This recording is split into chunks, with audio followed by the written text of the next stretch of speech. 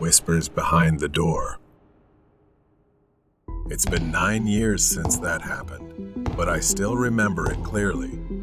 In the middle of the city, I rented a small apartment in an old, damp-smelling building. With my job as a waiter, it was all I could afford, just enough to get by. Not long after, something strange began to happen. It started with small noises, almost unnoticeable at first. A faint voice, muttering in the middle of the night. I remember waking up that first night, the sound barely audible, like someone whispering on the other side of the wall. The walls weren't well insulated, so I could hear it. At first, I thought it was a dream. The voice was too distant to make out clearly. But soon, the words became clearer, sharper. "Go die." The words echoed in the dark, sending chills down my spine. I sat up, every hair on my neck standing on end. Who would say such a thing? My eyes darted toward the door. I got out of bed, quietly stepping toward the peephole. Slowly, I saw a thin man, shirtless, his face twisted into a wide, terrifying smile.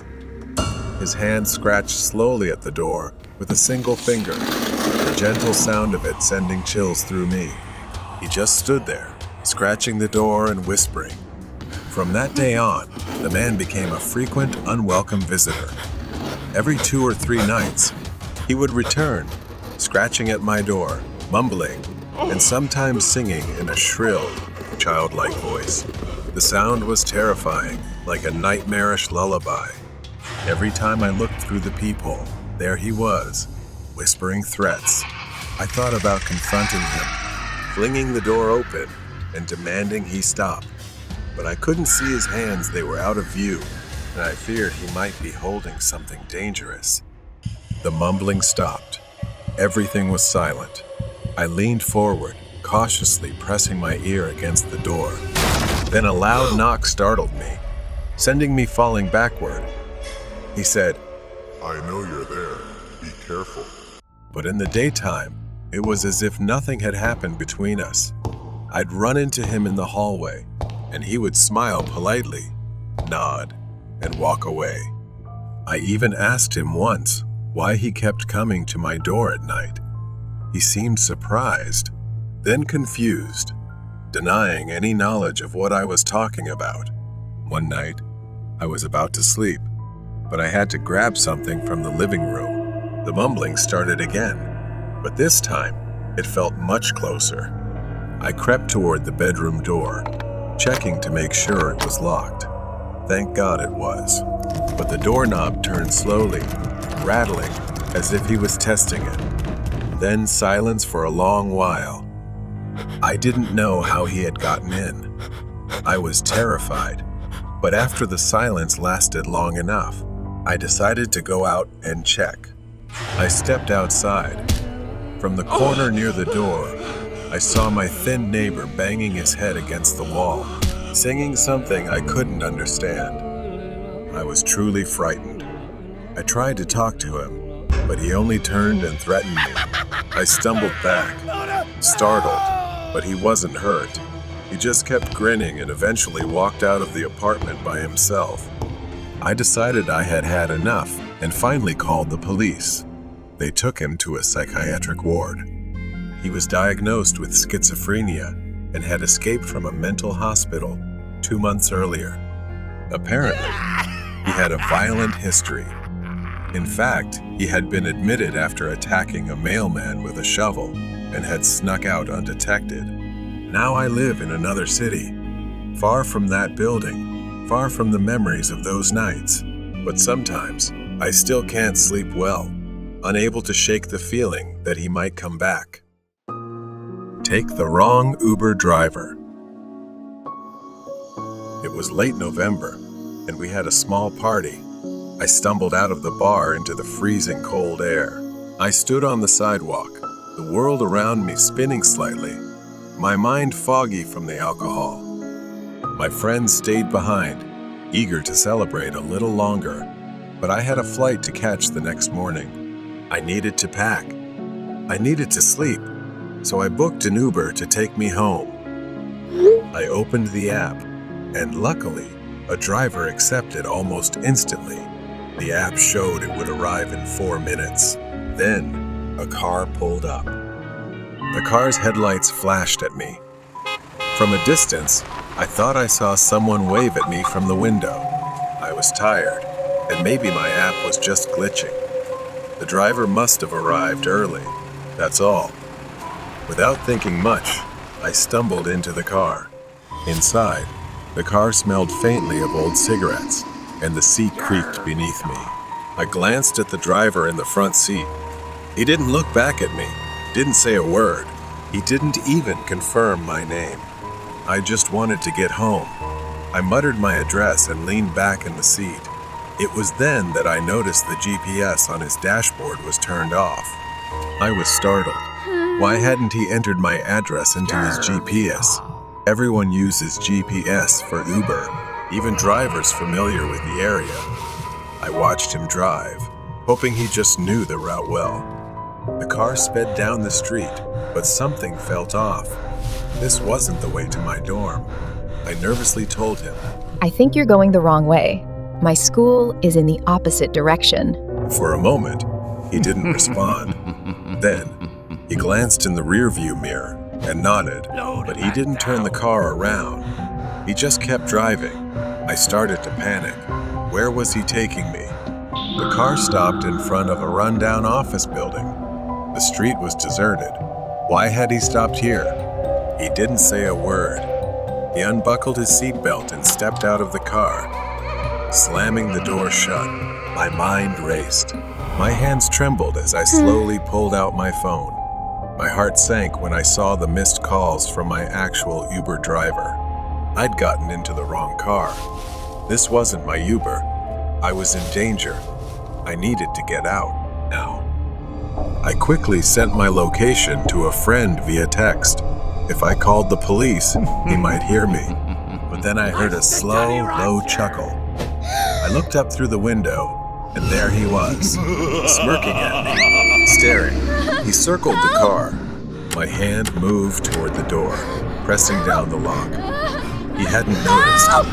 I frantically moved from door to door, locking each one in a frenzy. The faint noise alerted him.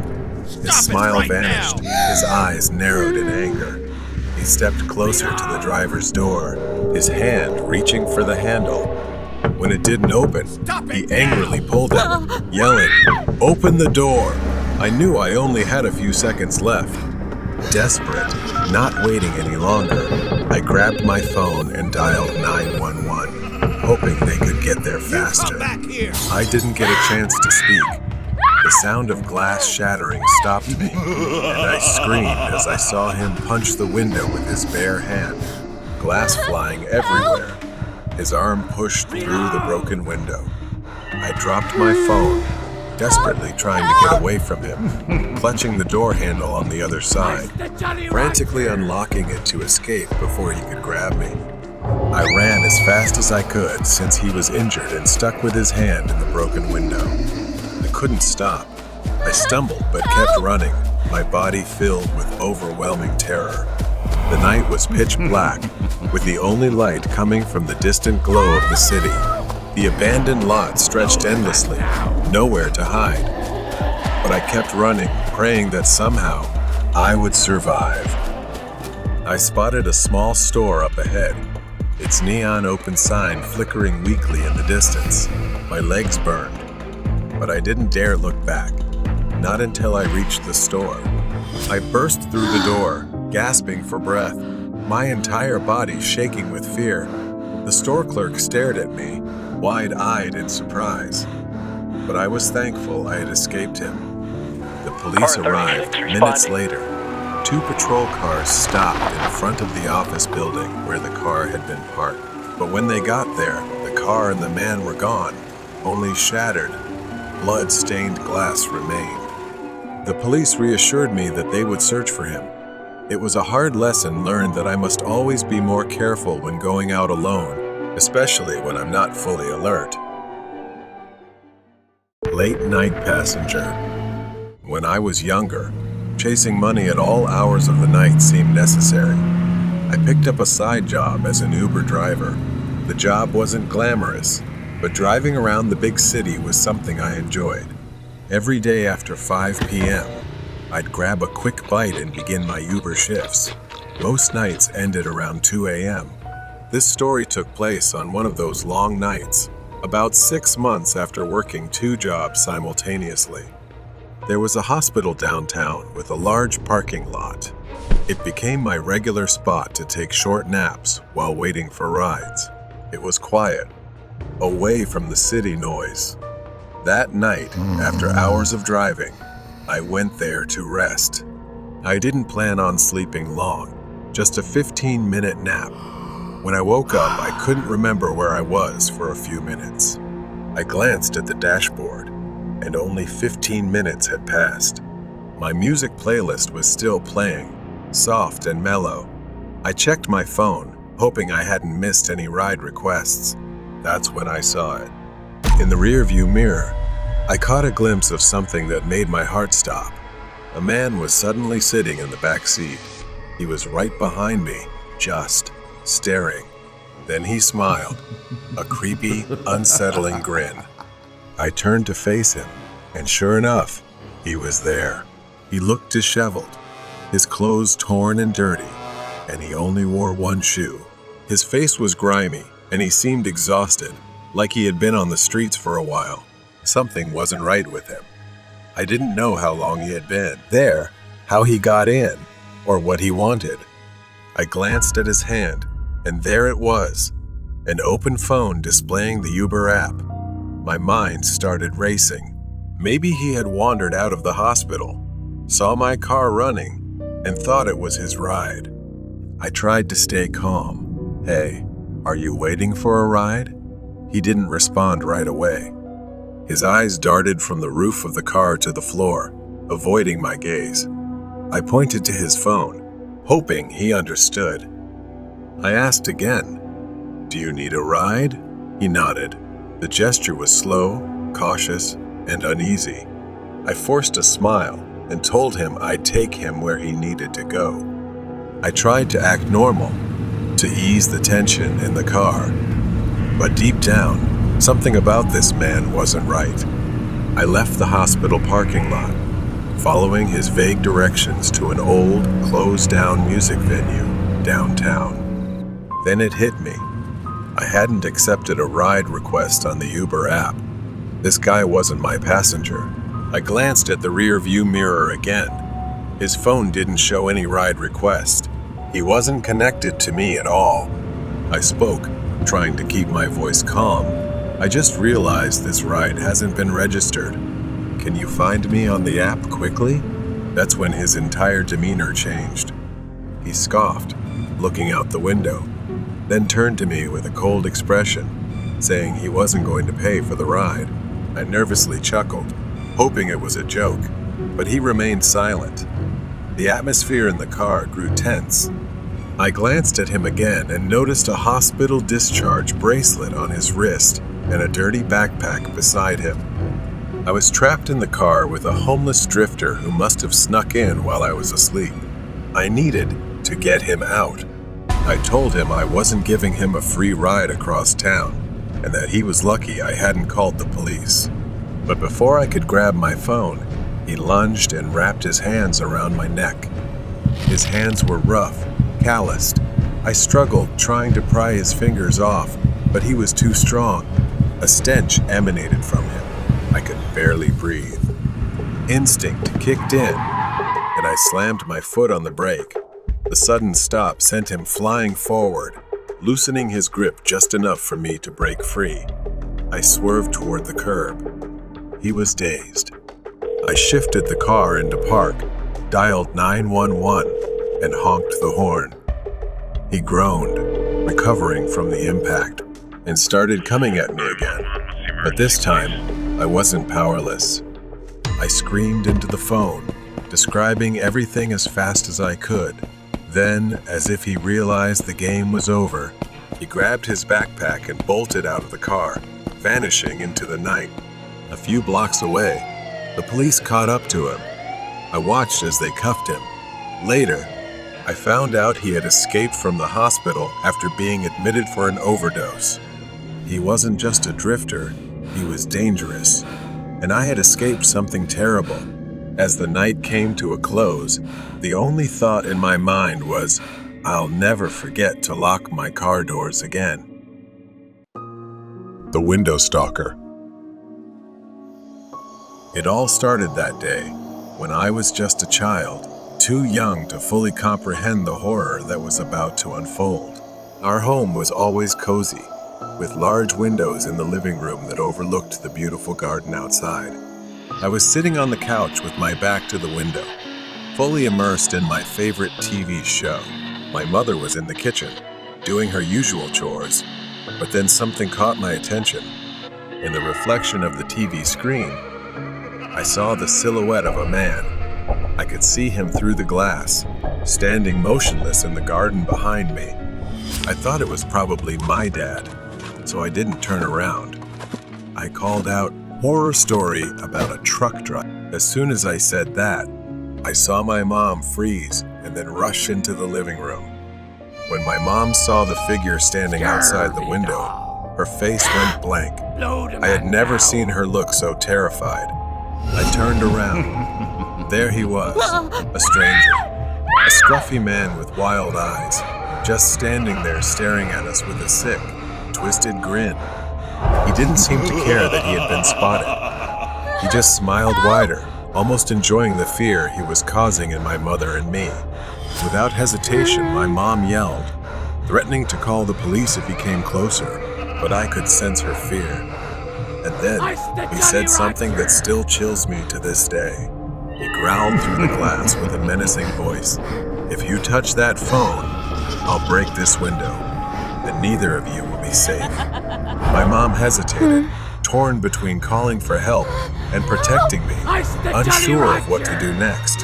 His eyes flared with anger as he fumbled with something inside his coat. And then, in the blink of an eye, he lunged toward the back door. I heard him pounding on it, frantically rattling the doorknob. Thank God it was locked. His frustration turned into rage. He screamed, demanding to be let in, threatening that if he got inside, he wouldn't spare us. I was too young to fully grasp the danger we were in. My mom grabbed me, pulling me off the couch, and we ran upstairs. We didn't stop until we reached the top floor, and that's when I saw my uncle, my mom's younger brother.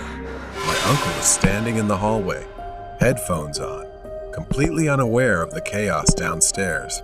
He was a big, muscular man, the kind you wouldn't want to mess with. He used to compete in boxing matches and had won several trophies. My uncle, confused, asked, "What's going on?" as my mom frantically explained. And just as she finished, we heard the man's voice again, coming from downstairs. His voice echoed through the house, saying, "The boogeyman is coming to get you." Those words were etched into my memory. My uncle heard it and told us to lock ourselves in the bathroom and call the police. My mom pulled me into the bathroom, locked the door as instructed, and called 911. I could hear the man downstairs, his voice growing more erratic. Then, the sound of glass shattering echoed throughout the house. My mom and I held our breath, frozen in fear, waiting for what felt like an eternity for something to happen. We waited and prayed that it was over. Footsteps echoed up the stairs. We braced ourselves, fearing the worst. My uncle slowly stepped out of his hiding spot, waiting for the perfect moment to tackle the man, relying on his sharp reflexes as a seasoned boxer. He didn't hold back and swiftly disarmed the man. My uncle saved us. The door swung open, and the police arrived just in time, securing the situation. They arrested the man and informed us that he was a dangerous criminal they had been hunting for some time. That day changed everything. My mom never felt comfortable being alone again and always looked over her shoulder at the windows. If it hadn't been for my uncle, I don't know what would have happened. I still shudder when I think about it. Stalker at the bus stop. A quiet and snowy Sunday evening. I was sitting at the bus stop, looking at my phone, and realized I had missed my bus. I started to shiver as the weather grew colder. Time passed slowly. I pulled out my phone again, put on my earphones, and selected a song to forget the uncomfortable cold. I looked around, realizing I was completely alone. No cars, no pedestrians, just an endless, empty street. Nearly an hour went by, and the bus was still nowhere in sight. I checked my phone again. The screen showed no updates on the bus's arrival, and the battery was dangerously low. A while later, I sensed some movement. A man wrapped in several layers of thick clothing, his face obscured by a knitted hood. The man walked with a strange, almost unsteady gait, as if he wasn't sure where he was going. I froze but tried to focus on my phone, not wanting to draw attention. The man approached the bus stop and sat at the opposite end of the bench. My discomfort grew. I glanced at the man, noticing part of his face exposed under the hood, a gaunt, pale face with eyes that seemed unfocused, distant. The man was muttering something to himself, his words slurred and incoherent. I shifted uncomfortably, sensing that something was off about this person. He moved closer, almost imperceptibly at first, but with each subtle shift, he inched toward me. My unease turned into panic as the man continued to slide closer, his gaze fixed on me in a strange, unsettling way. I felt a chill run down my spine. Suddenly, I felt the man's presence right next to me. The tension was unbearable. I quickly stood up, grabbed my bag, and started walking away from the bus stop. The man, still sitting there, tilted his head to the side, his eyes never leaving me as I walked away. I quickly walked away. I reached the next bus stop and finally felt somewhat relieved. I began to sit down slowly, letting my guard down a little as I waited for the bus.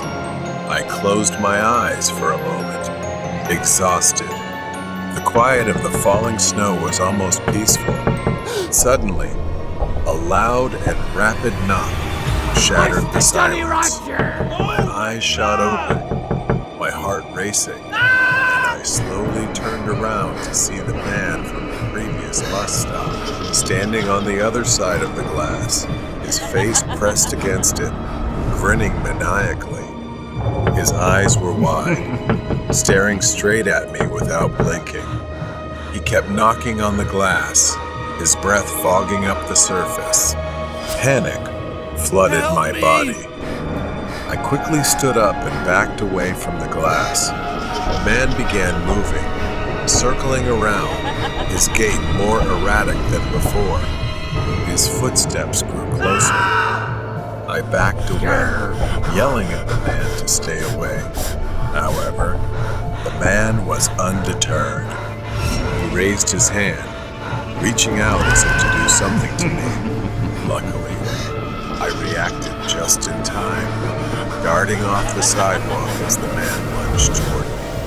In a strange, inexplicable way, he slipped forward, his face slamming hard into the cold, icy pavement. The sound was horrifying. I stood there, frozen, trying to make sense of what had just happened. It was so bizarre.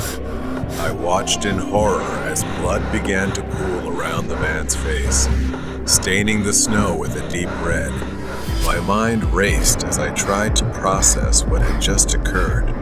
I crouched down, attempting to get a response from him, but there was none. I sat down on the curb, my hands trembling as I pulled out my phone and called for help.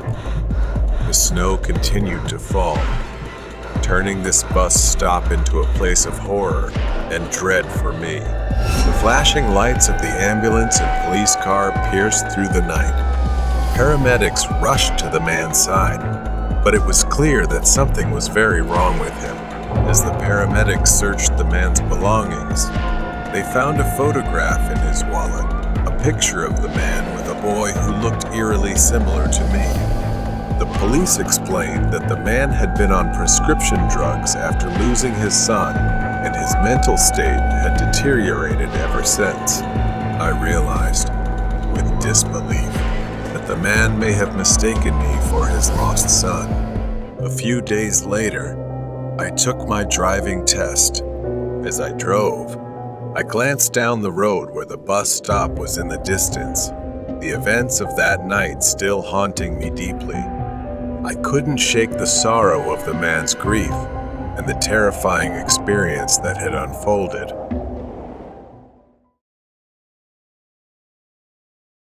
The crazy man blocked the truck.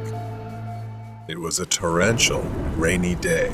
After finishing a long, exhausting day at work, I drove my old, large truck back home. The windshield wipers battled against the pouring rain, moving in a steady, hypnotic rhythm. The radio crackled faintly, almost drowned out by the sound of rain pounding on the truck's metal body. The road ahead was nearly deserted, a winding path through a remote forest. Tall, ominous trees loomed on both sides, their branches reaching out like twisted, skeletal hands.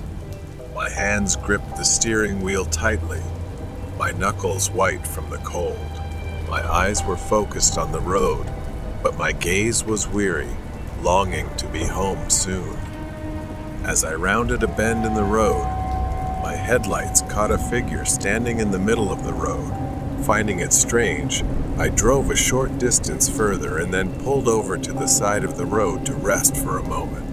From a distance, there was that figure again. The silhouette was of a man, his hair disheveled and soaked by the rain. He stood motionless, his head slightly tilted to one side, staring straight at me with wide, unblinking eyes. His clothes were tattered and drenched, clinging to his gaunt frame.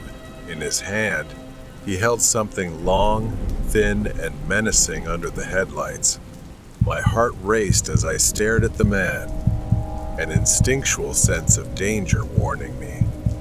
The man did not move, did not blink, just stood there, staring. My breath fogged up the window as I pondered what to do, making his already ominous figure appear even more distorted and terrifying. But before I could act, the man suddenly lunged forward, slamming his hand on the hood of the truck. The force of the impact made me jump out of my seat, my heart pounding. The man's face was now just inches from the windshield. His eyes were wild and bloodshot. I recoiled in horror as I realized the object in his hand was a long, sharp needle, attached to a syringe filled with a murky yellow liquid. The man's mouth curled into a deranged smile, revealing yellowed and cracked teeth. He lifted the needle, tapping it lightly with his finger as if preparing to use it. He fumbled with the door lock, as if deliberately trying to frighten me. The rain outside seemed to grow louder, darkening the scene with a rising sense of dread. The man moved with terrifying speed. He lunged at the side door, yanking it open with astonishing strength. I could barely think, and there was no time to react before the man lunged at me. The syringe was raised, aimed straight at my neck. I struggled, adrenaline surging through my veins as I tried to push the man away. But his grip was like iron, his strength fueled by madness. My mind was a whirlwind of fear and confusion. Who was this man? What did he want? Why was he doing this? The questions swirled in my head, but there were no answers, only a desperate need to survive. The man giggled, a high-pitched, maniacal sound. The needle inched closer. I twisted and turned, trying to evade it, but the man was relentless. In one final desperate move, I surged with a burst of life. I managed to grab the man's wrist. We wrestled, fighting for control. The man's eyes were wide and wild. His foul breath hit my face in a horrific gust. With gritted teeth, I mustered all my remaining strength and shoved the man back with a powerful force, sending him tumbling backward.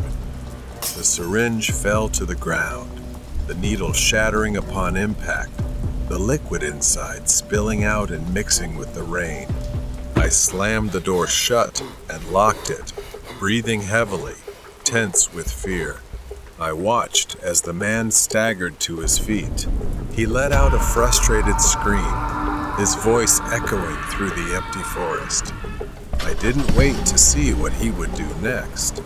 I quickly shifted the truck into gear and hit the gas, the truck speeding away from the deranged man. Exhausted and shaken from the struggle, I drove in silence, quickly contacting the police about the incident and heading straight to the hospital. The man's wild eyes, his maniacal grin, the syringe filled with that strange liquid, they all haunted my mind. After the police investigated, they finally apprehended him and placed him in custody for psychiatric treatment. It turned out he wasn't just targeting me. He was after others as well, all as part of the twisted pleasure of a deranged mind. The Yin and Yang Train. The Midnight Express was a train shrouded in mystery and fear. It was said to appear only once a year, on a stormy night, traveling through the remote countryside. Legend had it that those who boarded the train never returned. As a journalist for a local newspaper, I had always been skeptical of such tales, but I couldn't resist the lure of a good story. This year, I decided to investigate. It was a dark and stormy night, fitting for the task at hand. I drove to the old, abandoned train station where the Midnight Express was rumored to appear. The station was in disrepair, with weeds growing through the cracks in the platform and broken windows staring like empty eyes. The air was thick with anticipation and the distant rumble of thunder. I set up my camera and waited, the rain pouring down relentlessly. Just as I was beginning to doubt the legend, a distant whistle pierced the night. My heart raced as I saw the faint glow of the train's headlight approaching. The Midnight Express emerged from the darkness, an old steam engine with an eerie, almost spectral appearance. The train slowed to a halt, its doors creaking open. Despite my fear, I boarded the train, determined to uncover the truth.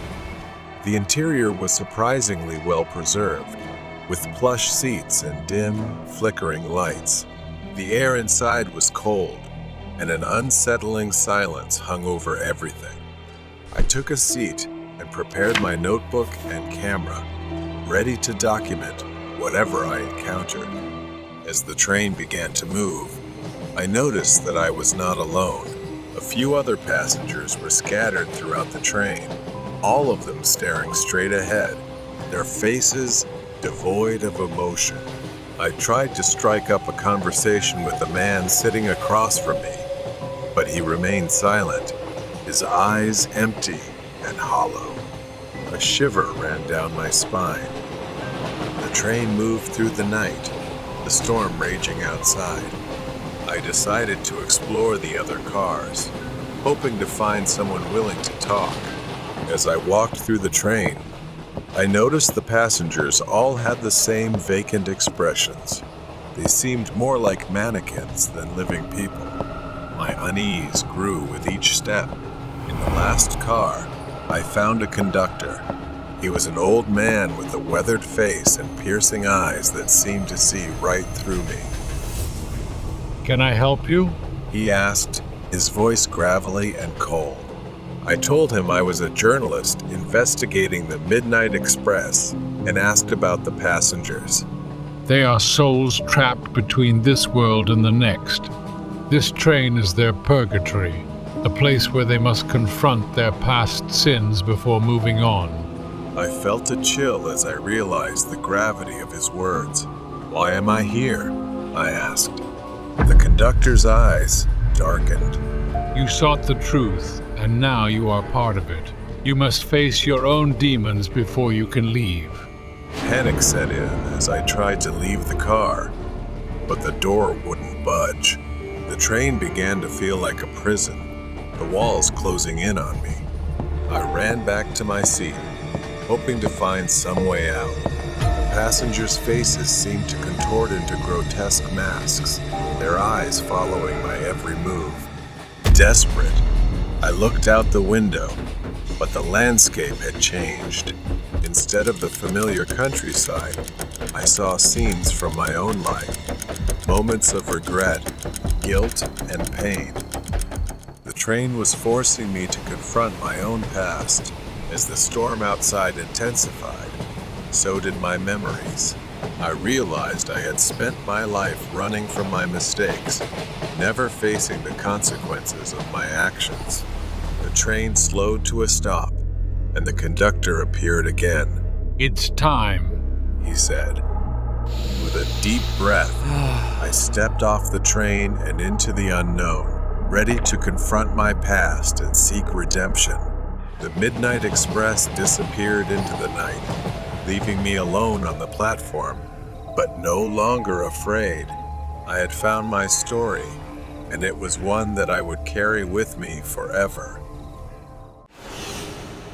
Hide and seek in an abandoned house. Today, I decided to ignore my parents' warnings and meet up with my friends to play hide and seek in the old abandoned house near the woods. I remember everything clearly: the musty air, the creaking floors, and the thrill that washed over me as we sneaked into the dilapidated building. Jack, Rian, Lexi, and I. We loved adventure and the adrenaline rush, but nothing could compare to the mystery of that house. The house was surrounded by barbed wire, with the gate tightly locked, but we found a small hole in the wall, hidden behind overgrown grass, just big enough for us to crawl through one by one. As soon as I stepped inside, I felt something was off, but I couldn't pinpoint what it was. We decided to play hide and seek. It was my turn to seek, so I closed my eyes and started counting. The others scattered throughout the house, laughing, their footsteps echoing through the empty rooms. 98, 99, 100. I opened my eyes and immediately went searching for my friends. It didn't take long to find Lexi and Rian, but Jack was different. He was always better at hiding. I searched every nook and cranny, every room, until I caught a glimpse of a shadow darting by. Got you, Jack. I mumbled and ran after him. But something was strange. The shadow seemed faster, slipping around corners as if leading me on. My excitement turned into doubt and fear.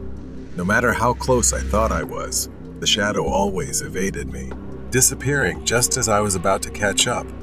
Not long after, Jack finally came out of the master bedroom, scratching his head. He apologized, saying he had hidden in the closet and fallen asleep. But my heart skipped a beat. Who had I been chasing? I gasped and told Jack and the others what had happened. They laughed, teasing me for trying to scare them. Determined to prove it, I convinced them to play again. We played again. I resumed searching, but soon that uneasy feeling returned. The house was too quiet, too still. My friends were nowhere to be found, and the more I searched, the more convinced I became that something terrible had happened. Then I saw it again. A hand reached out from behind a wall, waving at me from a distance. Suddenly, I noticed a pair of shoes on the ground, just like Lexi's. I called out, but she didn't answer. The hand waved at me again from afar. I moved closer, but as I approached, the hand disappeared. I chased after it, only to find another arm waving from the top of the stairs. No matter how fast I ran, I couldn't find anyone. Then I saw a face that looked like Rion's in the window. He stood still, staring at me with wide, terrified eyes. I knew something was wrong. I pressed my face against the window to get a closer look, and it was a child, about our age, but with a wrinkled, aged face, eerie and twisted. His clothes were stained with red patches, and I froze when I saw him holding something, a long, rusted, sharp metal rod. Before I could move, he spoke in a chilling voice. Oh, you found me. Now it's my turn. He grinned widely, then began counting. 1, 2, 3. Panic surged through me. I didn't take the steps one by one. I bolted down the stairs as fast as I could. His laughter echoed behind me. I remembered the secret closet Jack had hidden in earlier. In desperation, I dove inside, pulling the door shut and holding my breath as I listened. I didn't dare make a sound. I squeezed my eyes shut, praying he would leave. I must have passed out from lack of oxygen. When I woke up, I was in the hospital. It turned out my parents and the police had been searching for us all night, and my friends had managed to escape to alert them. Later, we found out that he was the escaped mental patient the police had been searching for. Because he was as short as a child, he had crawled through the hole in the back wall and turned the abandoned house into his temporary hideout. His favorite thing to do was play hide and seek with children, and then harm them in various ways. The most terrifying part, the police still haven't caught him. Horror story of school locker. Sure, here is the translation of your text into English. A few days ago, Anna attended a party. The police showed up, and everyone scattered. Anna took a shortcut, fell into the river, and has been missing since. When they found her, she was no longer alive. She had passed away. The principal asked Kat to clean out Anna's locker. It had been a week since the funeral, and ANA's mother still hadn't come to collect her belongings. Kat nodded, feeling both curious and fearful. Anna had been one of the popular girls, always surrounded by friends. The news of her sudden death had shocked everyone. She wasn't like that. I was quite shy and had almost no friends. She approached the locker, its dull gray door a stark contrast to the vibrant memories of its owner. She twisted the combination lock, and with a metallic click, it opened. Inside, the locker was neatly organized. It only took her a few minutes to scoop Anna's belongings into her backpack. There were just a few textbooks, a small makeup pouch, and a neatly folded scarf remaining.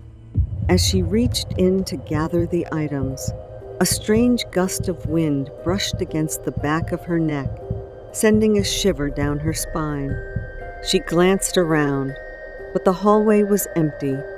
She picked up the scarf, its silk smooth and cool. She remembered that Anna always wore this scarf like a treasured possession. It seemed that she really loved it. Suddenly, a whisper echoed in the confined space, telling her that the scarf was beautiful and would suit her perfectly. Her heart pounded. Perhaps she had imagined it. She continued cleaning the locker, but the unease lingered.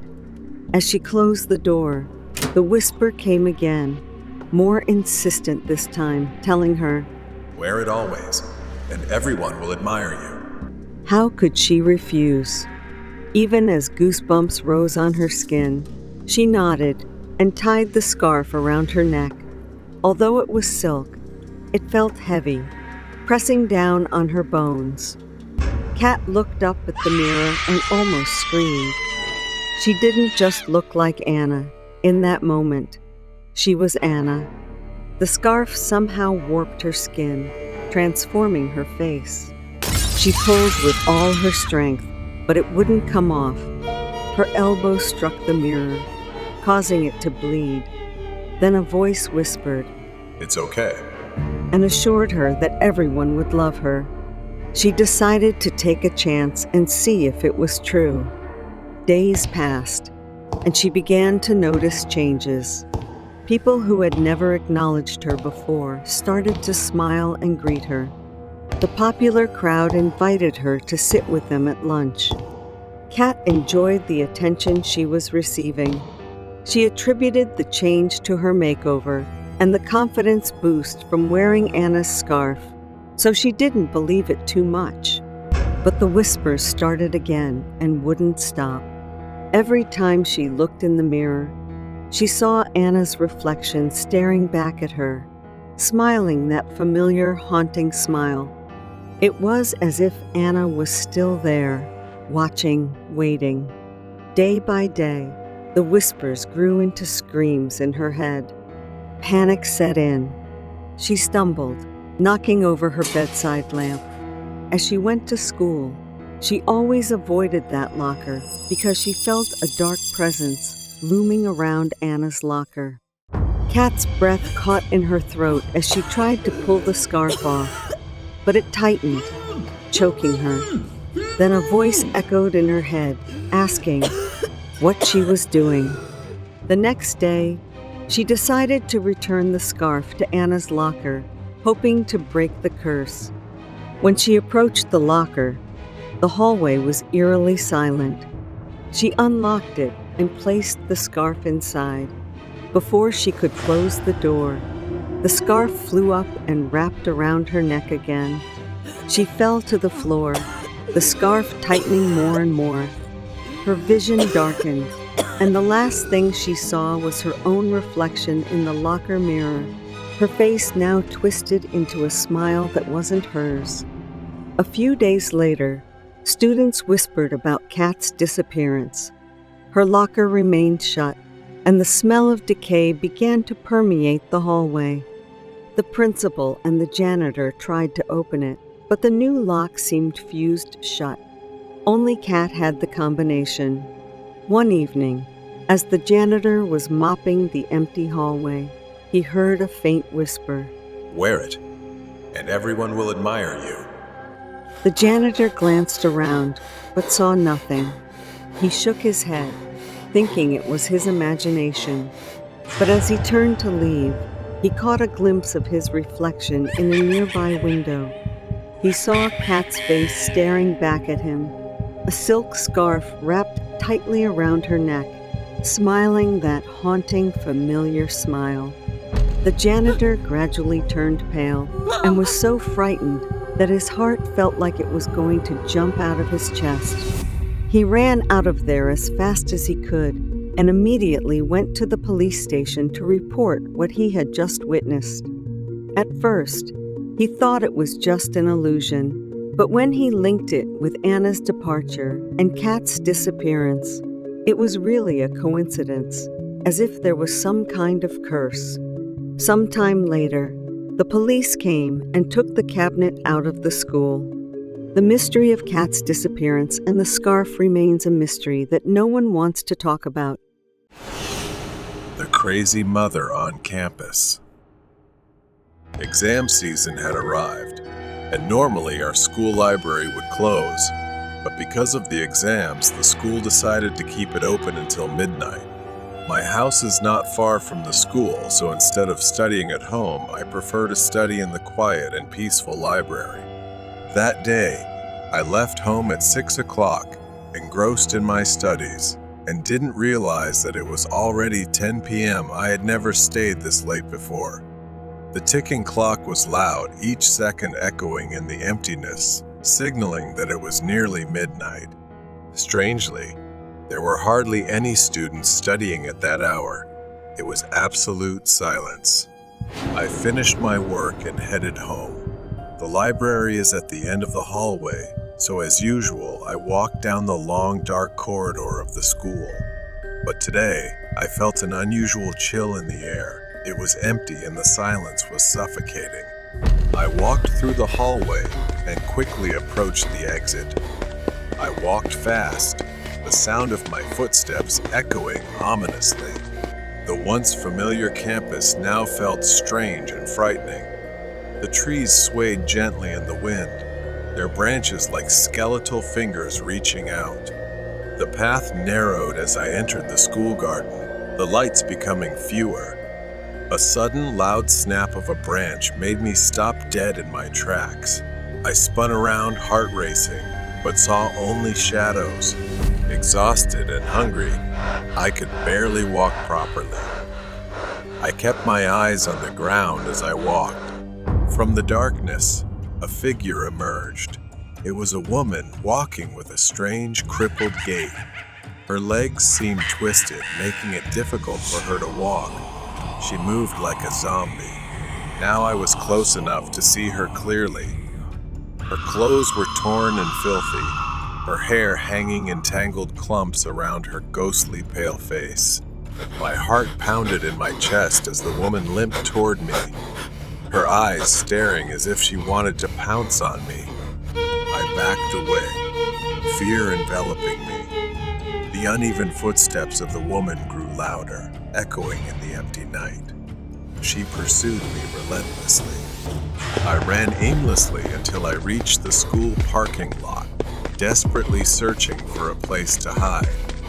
The parking lot was eerily empty. I hid behind a car, my breath coming in ragged gasps from the exhausting chase. But she did not tire. She searched for me with a crazed determination. From my hiding spot, I saw the woman moving past the cars, her head turning from side to side, searching. I felt truly terrified and breathless. The woman stopped near my hiding place. I held my breath, afraid to make a sound, and prayed she wouldn't see me. Thankfully, she just stood there, scouting the area, and then turned and continued moving. Seizing the opportunity, I bolted from my hiding spot, running towards the dormitory.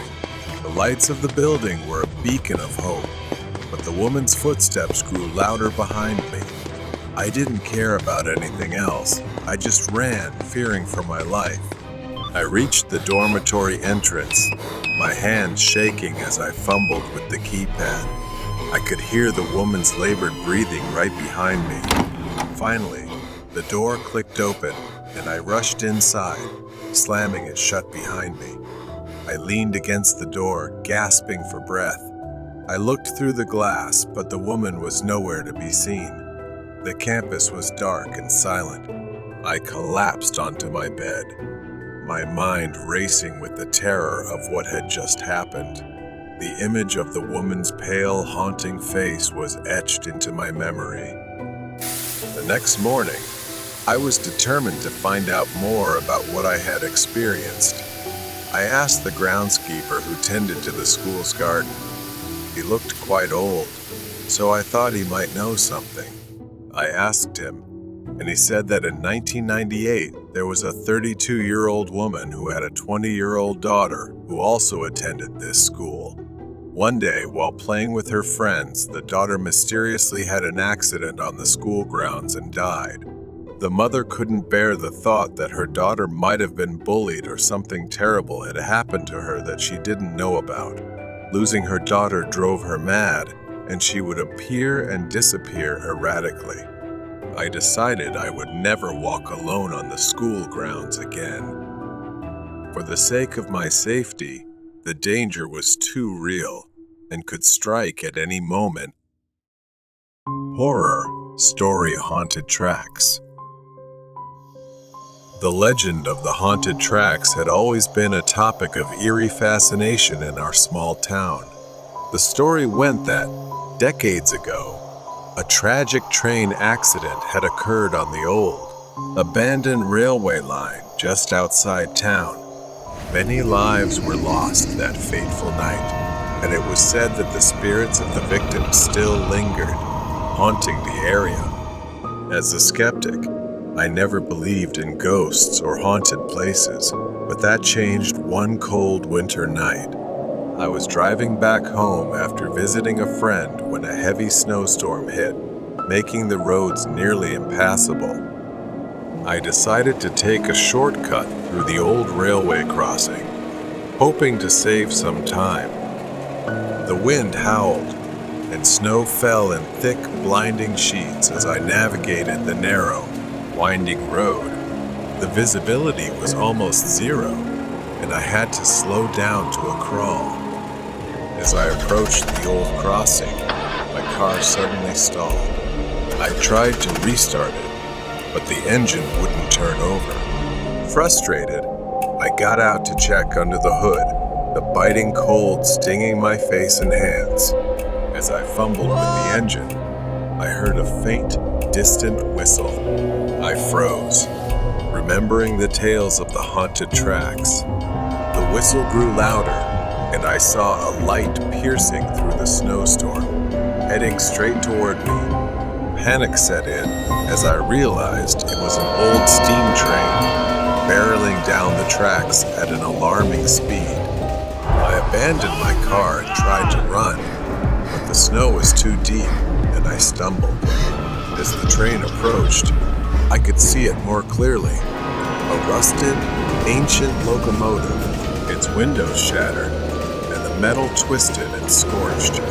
I braced myself for the impact, but it never came. Instead, the train passed right through me, sending a bone-chilling cold through my body. I turned to see it continue down the tracks, disappearing into the storm. Shaking, I returned to my car and tried the engine again. This time, it roared to life, and I wasted no time getting back on the road, my heart pounding in my chest. When I finally reached home, I was too shaken to sleep. The next day, I told my friend Mark about the experience. Mark, a local history buff, was intrigued and suggested we investigate the site together. Armed with flashlights and a camera, we headed to the old railway crossing that evening. The storm had passed, leaving a calm, clear night. The tracks looked abandoned, covered in snow and rusted with age. As we walked along the line, Mark recounted the details of the accident. A collision between two trains due to a signaling error, killing dozens of passengers. Suddenly, we heard it again, the distant whistle. The air grew colder, and a light appeared down the tracks. We watched in disbelief as the same ghostly train emerged from the darkness, moving silently toward us. Mark, braver than I, stepped forward with his camera, snapping pictures. The train passed through us again, leaving us both shivering and breathless. When we reviewed the photos, we were stunned. In each shot, ghostly figures were visible, faces twisted in pain and fear, hands pressed against the windows as if pleading for help. We had captured the spirits of the victims, forever trapped on their final, tragic journey. The haunted tracks were no longer just a legend. They were a grim reminder of the lives lost and the restless souls that still wandered, seeking peace. I never took that shortcut again, and the memory of that night remained etched in my mind, a chilling testament to the power of the supernatural. The curse of the top students. The school stood tall and intimidating with its Gothic architecture, old and worn, with ivy creeping up the walls. The atmosphere always felt gloomy. The walls were adorned with old portraits of past headmasters and notable students, their eyes seemingly following anyone who passed by. The floor creaked with every step. Elena, a studious girl in her late teens, was seated at a desk near the back of the classroom, immersed in a book. The room was empty except for her, and the silence was suffocating. The school had a bookshelf dedicated to the history and legends of the school over the years. It was quite large and sparked her curiosity to learn more. Elena searched through the archives, looking for information about a mysterious curse she had heard rumors about. While reading an old history book about the school's founding, she came across a leather-bound book, aged and ancient. Unexpectedly, a page with a paper bookmark revealed a section about the curse of the good and top students at the school. Years ago, the school had been plagued by a series of unexplained events. The top students began disappearing under mysterious circumstances, their academic excellence seemingly attracting a dark force. Shadows moved on their own, and strange whispers filled the hallways. Elena read about how the curse started with a student who made a pact with an unknown entity to achieve academic success. The price was their soul, and the curse had haunted the school ever since. Elena left school to go home. She started to feel scared because she was one of the top students at the school. She hadn't witnessed anything herself, so everything seemed vague to her, caught between reality and fiction. As she descended the stairs, the eyes of the portrait seemed to follow her, glowing faintly and eerily in the light. Elena entered the bathroom to splash water on her face, trying to shake off the feeling of being watched. She looked up into the mirror and saw a shadowy figure standing behind her. She spun around, but the bathroom was empty. Her breathing became rapid, and she quickly left. Elena sought refuge in the science lab, hoping to find a logical explanation for the strange events. As she flipped through a textbook, the lights flickered and went out. She heard a low growl and saw beakers and test tubes rattling on their own. A cold breeze brushed past her, sending shivers down her spine. Panic. Elena ran down the hallway, her footsteps echoing loudly. She heard whispers of her name, growing louder and more urgent. She stumbled and fell, the whispers now a cacophony of sinister voices. Beware. Your turn will come. Desperate, Elena burst into the headmaster's office, hoping to find answers. The office was dark and cluttered with old papers and books. The headmaster's chair slowly turned to reveal a shadowy figure with glowing red eyes. Elena screamed and backed away, tripping over a stack of books. Elena fled the building, her heart pounding. She looked back at the school, which now seemed even more menacing under the moonlight. As Elena ran across the school grounds, she felt a presence chasing her. She reached the gates and looked back one last time. There was a dark shadow peering out from the window.